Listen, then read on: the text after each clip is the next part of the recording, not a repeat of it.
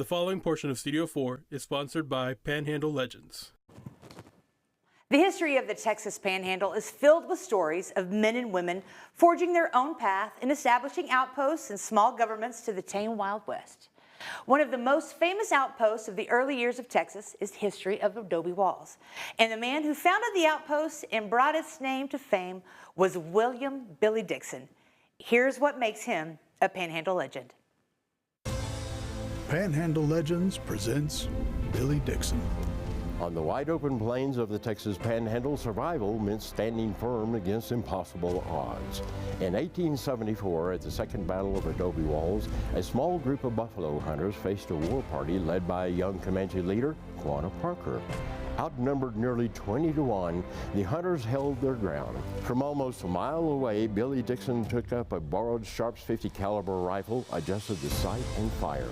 A mounted warrior fell from his horse, a shot many called impossible. But that single shot shattered more than distance, it broke belief. And Billy Dixon's name became part of Panhandle history, not just for marksmanship, but for the moment the frontier changed. I'm Dusty Raines, and Billy Dixon is indeed a Texas Panhandle legend. Every time chills. But joining us now in the studio is our friend Dusty Raines, a local contemporary historian who's an expert in Panhandle history. Thank you for joining us today, Dusty. Well, thank you for inviting me. Well, of course. So tell us about Billy Dixon and the role he played in the Panhandle history. Well, he was an early pioneer Yeah. in the Texas Panhandle, and is most famous for a long-distance shot. And also he was involved in one of the battles of the Red River War, Yeah. called Buffalo Wallow.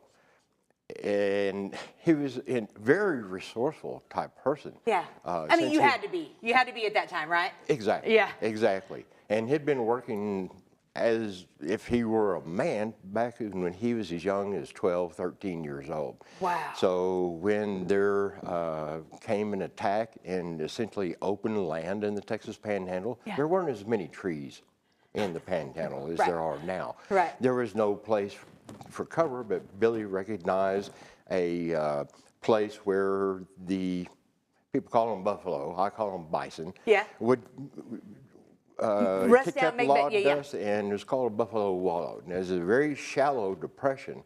And so after securing that place, they got out their hunting knives and started digging as quickly as they could to deepen it.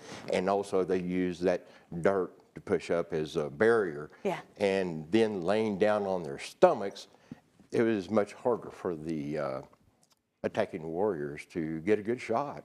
How old was he when he took that famous shot that was in that spot?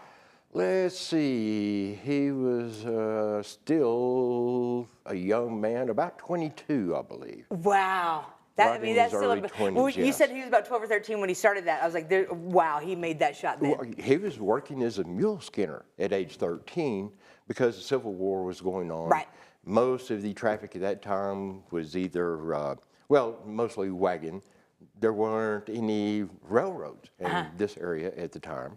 So everything had to go by wagon. Wow. And so he loved animals all his life. His wife, Olive, had mentioned about his love for animals. Yeah. So his previous job had been cutting wood and splitting wood because wood was the main means for generating steam, anything. and Yeah, heat, absolutely. everything. Keep yourself comfortable, keep yourself going, all of that. Exactly. Absolutely. So he became a very robust, healthy guy. And at 13, when he became a mule skinner on some of these Army wagon routes, he had to have some help just getting the mules harnessed because Right. he wasn't tall enough. Wow. So remarkable person. And Yeah. you know what? He worked till the very day he died. He worked his tail off. Wow. That's all he knew to do. That was the only thing you could do back then. Yes. And there's still some Yes. gentlemen in the generation that Yes. we're aware of that have worked Yes. until the day that they couldn't. So Yes. that's what we love about Yes. these Panhandle legends and the the work ethic of everyone here that we've featured Right. and all of that. So Right. man, I appreciate you coming here today. It's been a pleasure to chat with you. And please, you guys, go to myhighplains.com, click on that Panhandle Legends link, watch this again, and also watch the previous legends. You guys stick around. We've got some more Studio 4 on the way. The preceding portion of Studio 4 is sponsored by Panhandle Legends.